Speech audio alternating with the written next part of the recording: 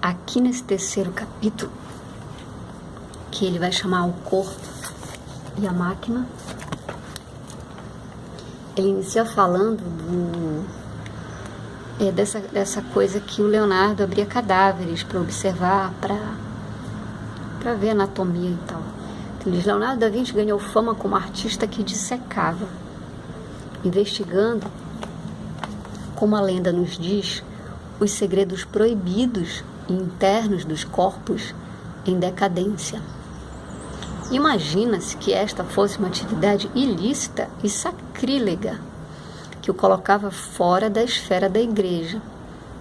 Logo ele que prestava serviço sempre para religiosos, né, para grupos da igreja católica, boa parte da pintura dele, das obras artísticas dele foram para esse público. Mais tarde, na carreira de Leonardo, na Roma papal, um dos técnicos alemães com que trabalhava e que lhe causaram problemas, denunciou suas dissecações ao Papa. Sempre tem o cagueta, né? Mas os registros escritos e desenhados das investigações anatômicas de Leonardo contam uma história bem diferente. A única dissecação abrangente e bem documentada que ele fez em um cadáver humano completo, provavelmente a única que ele realizou, foi a de um centenário, um senhorzinho muito velhinho, a cuja morte suave, entre aspas, Leonardo assistiu num hospital de Santa Maria Nova, no inverno de entre 1507 e 1508. Afirmando ter 100 anos, o velho, como Leonardo denominava nas páginas de seus desenhos, presumivelmente concordara, assim como o hospital, que o artista realizasse a sua autópsia, seguida, sem dúvida, pelo sepultamento normal. Então, faz-nos imaginar algo do tipo: o Leonardo foi lá nesse hospital, viu um velhinho bem velhinho que aparentemente já estava para morrer e falou assim: o senhor deixava eu lhe abrir depois que o senhor morrer? Prometo que eu só lhe abro depois que o senhor morrer. Prometo para o senhor. Lhe dou a minha palavra. E aí o velhinho, coitado, estava mais pra lá do que pra cá, disse: faz, meu filho, faz aí, quiser fazer. E aí o velhinho morreu, ele foi lá, abriu o velhinho, estudou tudinho, e depois pegou e fez o sepultamento, né? Como havia prometido. E esse é o único que ele descreve mesmo nos seus... Então não é aquela história que falaram dele lá, que o cagueta foi falar lá, fazer o fusquinho, de que, olha, o Leonardo tá abrindo cadáver, vocês estão sabendo? Pode isso? Se eu fosse vocês, eu ia lá prender ele. Na verdade, parece que não era nada disso. Ele só fez esse e foi, teoricamente, né, teria sido autorizado pelo próprio dono do corpo. E qual que era o interesse, né, do Leonardo da Vinci em estar dissecando corpos? Ele queria, na verdade, entender primeiro a perspectiva na qual ele imaginava, ele pesquisava, vamos dizer assim, o corpo humano. Era bem para saber a função de cada pedaço ali dentro, né? E para usar isso aí também como ferramenta, vamos dizer assim, nos projetos artísticos dele, né? Porque como que você vai desenhar algo que você não conhece? O funcionamento, que você não sabe como cada parte funciona. Então ele era aquela pessoa que queria se aprofundar mesmo no seu objeto, vamos dizer, de trabalho, que em última instância era o corpo humano. E aí a gente vai emendar com o capítulo 4 para que essa perspectiva da visão do Leonardo da Vinci sobre o corpo humano possa fazer sentido melhor para a gente. O quarto capítulo chama Terra Viva. Este aqui. Então o autor vai dizer assim, que o conceito básico, ele vai dar uma espécie de continuidade para esse raciocínio do Leonardo sobre o corpo humano. Então ele diz: o conceito básico era que o corpo do ser humano, sendo um microcosmo, refletia no todo ou em suas partes o macrocosmo, ou o mundo maior, como ele chamava. Ele chamava o nosso corpo de mundo menor e o mundo que a gente chama hoje de mundo, ou seja, aquilo que está exterior ao nosso corpo, de mundo maior, e que um seria reflexo do outro. Isso não significava exatamente que os mundos menor e maior pudessem parecer literalmente similares, não, mas que os princípios de organização, adaptação da forma à função no contexto do fluxo universal eram compartilhadas no nível mais profundo. As leis permaneceriam válidas, independentemente da escala do fenômeno. Então, entender o corpo humano, nessa perspectiva, serve para entender o próprio mundo fora da nossa existência corpórea, vamos dizer assim. Então, é exatamente, é aí que vai,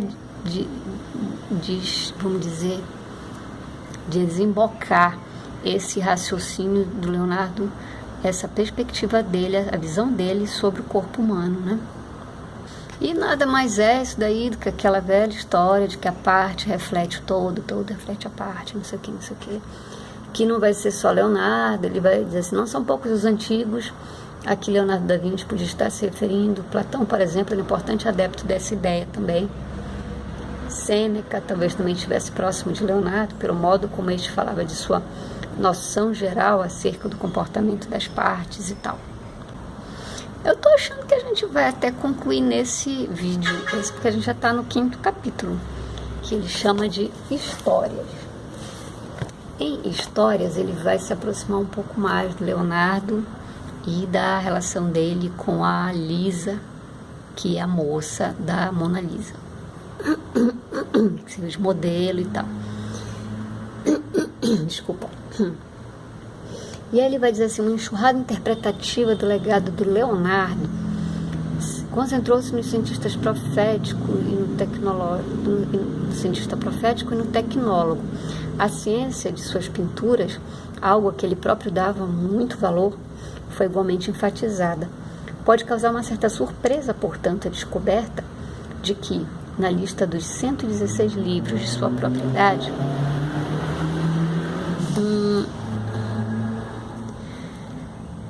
um número substancial que só um bibliófilo abastado podia ter naquela época, 116 livros ele tinha em seu poder, entre 30 e 40 volumes podem ser classificados de um modo muito amplo como literatura.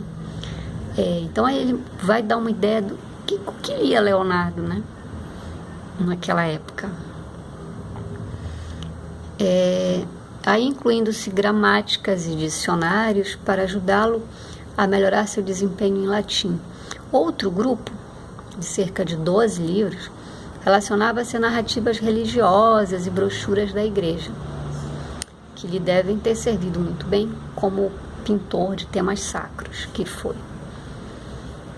Aqueles dedicados ao que chamaríamos de ciência, medicina e filosofia são cerca de 40, admitindo-se que nossa classificação não funcione tão bem para uma coleção do Renascimento. A noção de ciência e de filosofia e religião, ela nessa época ela era bastante misturada e bastante diferente do que a gente tem hoje, né? Que é um tempo que a gente bota tudo nos quadradinhos, né? Isso aqui é ciência, isso aqui é crendice, isso aqui é não sei o que, isso aqui é religião. Na época, o conhecimento ele era muito mais fundido, né? Uma coisa tinha mais ligação com a outra. E aí ele vai falar um pouco aí da relação dele com a Lisa, que, segundo ele, tinha uma quedinha pela Lisa, e que essa parte não traz tanta novidade assim, porque são temas que qualquer assim como Leonardo inspirou um monte de muita coisa de ficção, de filmes, de enfim, fala-se muito na Mona Lisa, na Última Ceia e tal. Então eu vejo que essa última parte ela não traz tanta,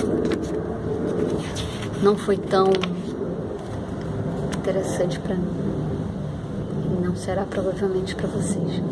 Fala um pouco da relação dele com Leonardo e com Michelangelo,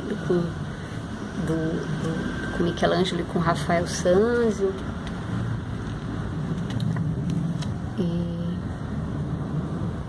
visão privada. Ele estabeleceu um novo tipo de campo de tensão psicológica, para usar um termo anacrônico, entre o tema da pintura e quem estivesse contemplando.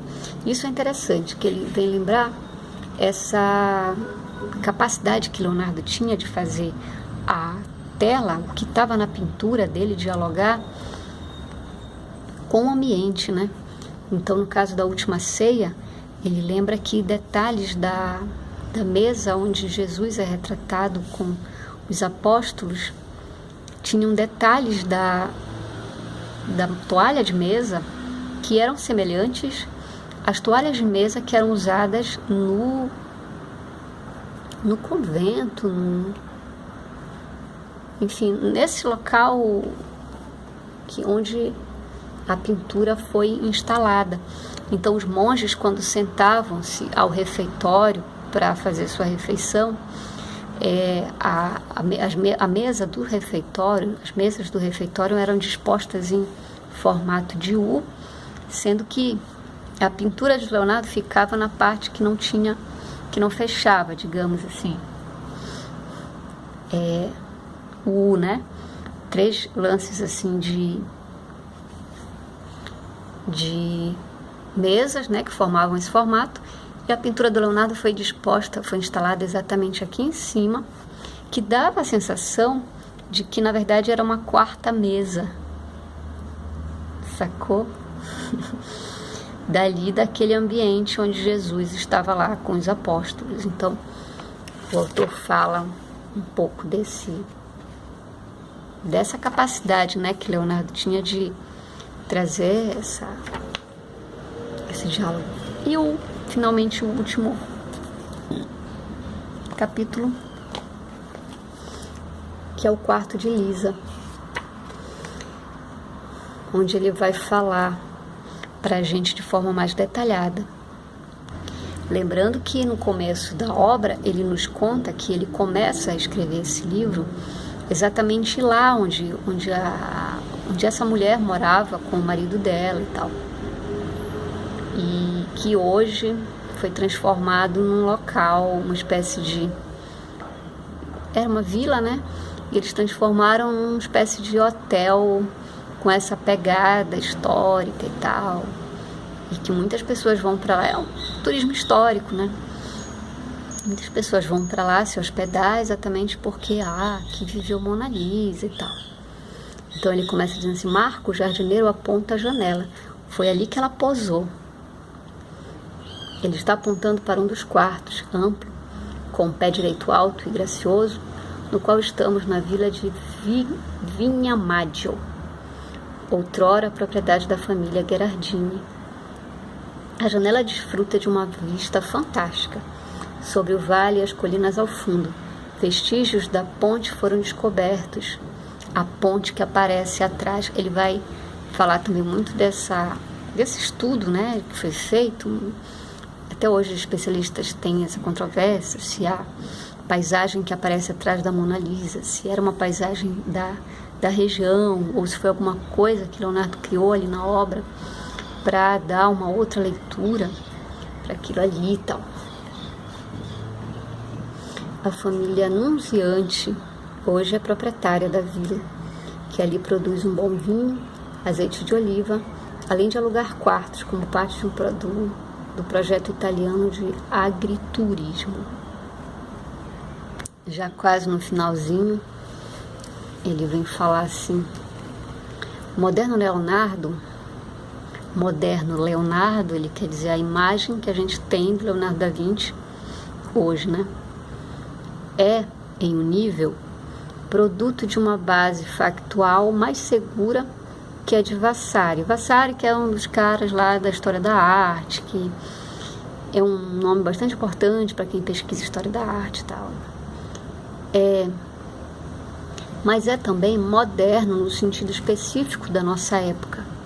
Porque assim, na época que Vasari fala sobre Leonardo, não tinha tanta coisa que depois foi sendo descoberto sobre Leonardo da Vinci.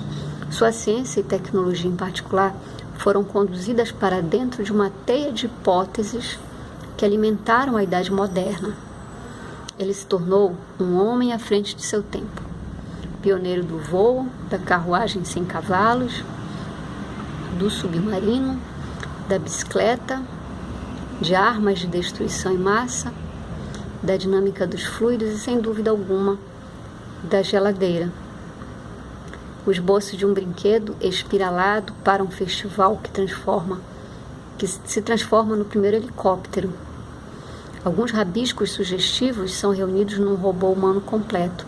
O Leonardo pós-moderno é mais fugidio, talvez porque ele automaticamente se desconstrói para obter esse efeito. Mas as tentativas de revelá-lo como autor de desenhos obscenos combinam muito mais com os novos tempos. Nós, como em qualquer outra época, fazemos o Leonardo que queremos. Isso é especialmente verdade quando os cientistas visitam, como profissionais, a sua vida e suas anotações. O que Leonardo da Vinci nos deixou é tão rico, tão variado, sugestivo, estimulante, indefinido, que fornece 1001 oportunidades para quem quiser se espremer nos interstícios do registro histórico. Obcecados com geometria, traçam linhas entrecruzadas que formam densos arabescos sobre pequenas reproduções. Raramente se passa um mês sem que saia algum tipo de mídia a revelação de que um especialista em uma coisa ou outra arrombou algum aspecto da verdade enigmática de Leonardo. Então ele vem falar que até hoje, né, Leonardo rende muito pano para manga, muito comentário, muita polêmica e tal.